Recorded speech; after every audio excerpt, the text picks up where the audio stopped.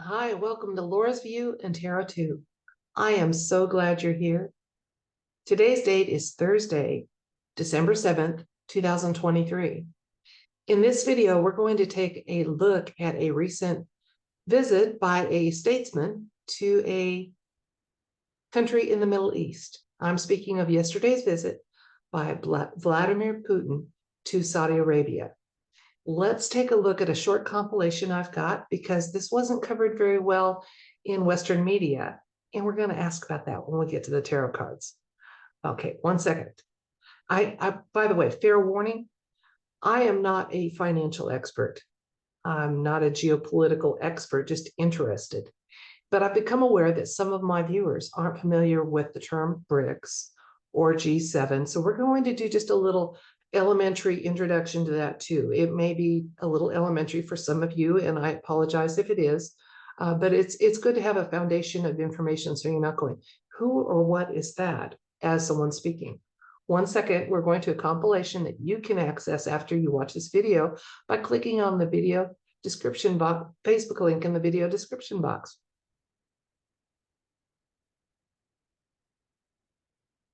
Okay, yesterday, Vladimir Putin visited Saudi Arabia. And there were some agreements that were reached, and there is some chatter that those agreements are going to actually affect the solvency of quite a few trillion of our treasury dollars and or notes. And so I thought this was kind of an interesting topic to look at a little closer. Now, it's interesting to also note, like I said, that the mainstream media kind of ignored this happening at all since it didn't happen on Western shores. I found a couple places that talked about it, one that does not seem to be unbiased. And I'll share with you why I found it a little humorous. Okay, when I went to aljazeera.com, they had this introduction to their article. Putin makes rare trip to Middle East to meet with UAE and Saudi leaders. The Russian leader has been bolstering his partnerships with Gulf nations as Moscow faces growing isolation by the West. Well, I thought that was interesting that they were calling it growing isolation.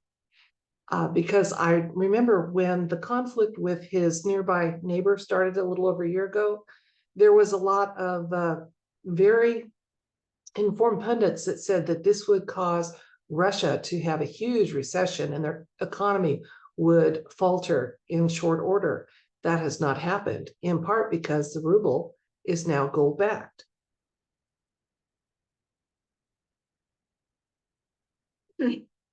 Then going to rt.com, and yes, I want to follow the link.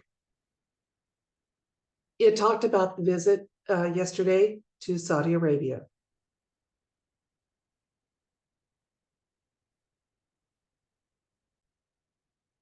I had to pause there for a second to cough. Let's go back to the share screen because I wasn't done. Okay, I thought this was really neat. It said, following the talks, Putin said there was nothing that could stand in the way of friendly relations between Moscow and Riyadh. Prince Mohammed stated that his country was willing to work with Russia to achieve stability and prosperity for the entire world, noting that their two nations had already achieved a lot in the spheres of energy, investment, and agriculture in the past 7 years. And there is some footage of his greeting there. Comparing that to when 46 tried to visit Saudi Arabia, it was very, very different. This was respectful. This was colleagues and peers meeting, equals. It was interesting to watch. Now, if you're wondering who or what makes up G7 versus BRICS, okay, the G7 countries include Canada, France, Germany, Italy, Japan, United Kingdom, United States of America, plus the European Union is a non-enumerated member, which if it wasn't, it would have made it G8. At one time, it was G8, and Russia was thrown out of the G7 and went on to become part of BRICS, a very important part of BRICS. Now, the BRICS nations include currently Brazil, Russia, India, China, and South Africa. On January 1st, their membership is going to increase with the following countries: Egypt, Ethiopia, Iran, Saudi Arabia, and the United Arab Emirates. So they're going to be widening their purchasing power parity. It's already exceeded the G7. Let's look here, because this is a good indicator of what their various economies can purchase. The GDP is not quite as reliable a measure. If you look here, in 1992, this was the G7. Okay, their purchasing power for the world, they had over 45% of the world's purchasing power. And BRICS nations only had a little over 15%. Sometime about 2021, when there was the pandemic started, that changed. And from then till today, BRICS now has more purchasing power than the G7 countries.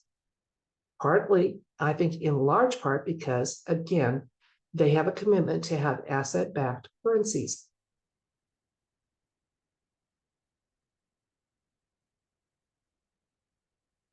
If you'd like to look at that, the projections here that I just showed you with the PPP, you can follow this link and it will take you, it extends even into the future, about 3 or 4 years. And there is no time where that dip is anticipated to change at all. The G7 GDP comparison back in 1980 looked really strong, with the top 1, 2, 3, 4, 5, 6, top 6 of these 12 countries were all in the G7, okay? And BRICS didn't start showing up until spot number 7, 9, now on down. Russia, if you notice, wasn't even in this top 12. Now let's look at 2023. In 2023, the BRICS nations start showing up in spot number 2. Kind of interesting to notice there's been a change here, a growth. And the GDP, as I said, is kind of like how the inflation rates in the United States, they keep taking off essentials to claim that the inflation rate isn't that bad, because they now no longer considered fuel costs and food costs in with inflation. Well, if you're struggling, those are like your 2 biggest things besides your housing, right? Is food and transportation. Oh my gosh. So the GDP is similar. And to be fair, China's got a problem with their housing market that's going to affect theirs to some extent. So the strength of the BRICS economy is going to be impacted a little bit by that, just like it would with, when we've had recessions or problems with our economy. It affects all of your partners to some extent, usually quite a bit lesser, but it does affect them. So what I just wanted to ask the universe about this topic, and I hope I did it in language that was pretty easy to follow and understand. Western media keeps trying to say that Russia is isolated, that Russia is struggling to get partnerships and trade partners and alliances going. And and that was something else interesting. As I was reading about BRICS, they keep referring to BRICS as an alliance. And that's interesting because some of the alt media chatter says that the BRICS nations, with their focus on and priority of having asset-backed currencies in use, that may actually end up being the way forward for the global economic reset. That's a good one that we would all be wanting, because with asset-backed currencies, we can do away with inflation worries. And I think we'd all like to see that happen. Well, so let's just ask if there's accuracy in that reporting that poor little Russia is isolated and struggling. And I'm going to ask just about then if there's accuracy in that, plus insights or information about the BRICS alliance. So let's see what the universe wants us to know. I'm going to be specific. I'm going to be asking this about the timeline where BRICS remains and G7 remains relevant. Because I think, and this is getting a little woo here for some of you, I think we're coming to a time where there may be a timeline where it remains relevant, G7 and BRICS, and one where it does not. So let's follow the timeline where the relevancy of BRICS and G7 continues and see what the universe wants us to know about Russia in general, and then the BRICS alliance. Let's see what's going on. 1 second, I'll let you watch me work with the cards and we'll find out together. Okay, is there accuracy to the contention that Russia is isolated and struggling for partners and in its and is there insights and information about the BRICS situation that they are a major part of? And this is for the timeline where BRICS and G7s remains relevant. We're on that one right now, but that could change. But we want the universe to report on whatever timeline continues a relevance to BRICS and G7.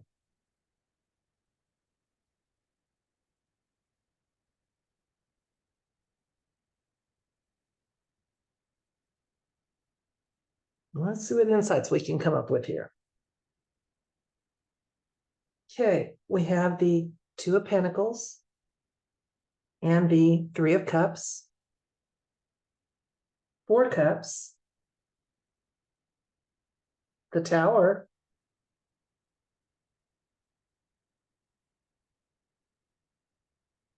Seven of Pentacles, the Moon, getting really interesting here, and Page of Pentacles.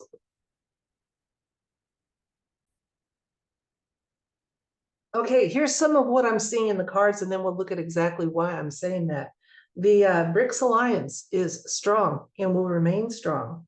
And we are coming to a time when there's going to be some financial upheaval happening in the world, and they're going to come through it in really good shape. Now, this includes the BRICS nations, and Russia is one of those BRICS nations. Let's look at why I'm saying that. The situation is indicated with the Two of Pentacles. Now, with the Two of Pentacles showing up here, this is a card that's kind of like, right now, they're still close to 50-50 as far as power and influence on the globe. But there's celebration, modest celebration in their future here is part of it, because they are growing in number and in strength. Again, they're going to be increasing January 1st, their membership with quite a few new countries, including Saudi Arabia, officially. So these partnerships and alliances that were yesterday focus of the visit are just the start of many changes and projects that those countries will be kind of joined in common aim on. In the recent past, we have the Four of Cups telling us that some of what has been going on has been kind of behind the scenes, not necessarily in a sneaky, shady way, but just as they're coming down to the time of adding to their membership, the BRICS membership, and the allegiances and stuff that they've had. There have been, as always, when there's diplomatic matters, not all of it has been taking place in the public eye. But again, still within sight of those that would kind of watch over those kind of activities. So nothing sneaky showing up here. The Tower moment showing up here, we're really close in the present time to having a big change happen with BRICS and their sphere of influence. And yes, it may include a contributing to a Tower moment in the G7 financial arena. And remember, the United States is part of that. We have fiat dollars, and our fiat dollars are not asset backed. And so they're struggling. That's part of the reason we have so much inflation going on. Let's look at the near future here. Again, this is more for the Russia and G7. Looking good for them. It really is. While Western media is still going to be trying to paint them as not being as strong or influential as they truly are, their influence is growing and will continue to grow. Pentagrams are often our suit that talks of prosperity and real tangible assets and items like real estate, gold, and commodities, things like that. So Pentacles are very influential here. And then again, Page of Pentacles showing up for another insight card. again, while they'll try to spin it as they're struggling and not as solvent and powerful as they are, the Page of Pentacles is letting us know that no, that's not the case. This is a card of financial opportunity and reliability, that it's worthwhile. So again, they're going to the BRICS focus on asset-backed currencies and activities is going to work in their favor. They're going to be celebrating that. Kind of interesting to see, huh?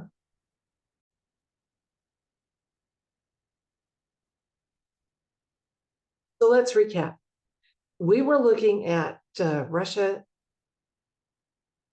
President Vladimir Putin's visit yesterday to Saudi Arabia, his warm reception there, and a greeting that was respectful and one appears. He didn't get a sword dance, but he was respectfully greeted and entertained. Then we looked at the G7 countries, who they are, and their purchasing power parity, how that has been in steady decline since 1980 in the world, while the BRICS nations have been doing nothing but a steady upward trend. So they can thank that in part to their commitment to having asset-backed currencies, and it's going to increase because their membership is increasing as of January 1st. Now, Western media has been trying to say that Russia is isolated and struggling for partnerships and countries that are willing to work with them. We ask the universe, is that Western media, mainstream media reporting accurate in any way? And on the timeline that G7 and the BRICS nations remain relevant, what does the universe want us to know? And what they wanted us to know was that their influence, they're going to be celebrating an increase in their relevance. It's going to go from right now, like the purchasing power parity is really close to, they've exceeded the G7 nations. Right now, it's about 50-50, but it's going to increase in a way that they'll be able to celebrate it. The allegiances and foundations that our BRICS is building their solidarity on are very firm and doing well. While we aren't privy to all of it, some of these agreements and what have you are very, delicate. They're not being done in a shady way. So again, while it's not all out there, just like any big merger or decision or things like that, there's a lot of prep work that goes into it, and fine-tuning agreements. It's nothing shady about it. The BRICS nations are going to be part of an upcoming tower moment. This is in the present, so it's not very far off, this tower moment. And this tower moment may be only referring to a financial type of issue. It'll be interesting to see how that works out. Now, they're being the BRICS nations, their influence and membership are going to increase. The Pentacles are pretty clear on that. And the Page of Pentacles, it's kind of interesting. This is a card of financial reliability. So worthwhile effort in reliability, absolutely. We are not still in the Western world. We're not going to get accurate reporting. They're going to continue lying. I'm trying to misrepresent both BRICS and their solvency and their sphere of influence in the world. Rather interesting, I thought. That's it for this video. I thank you so much for your time and attention, and I appreciate each and every one of you.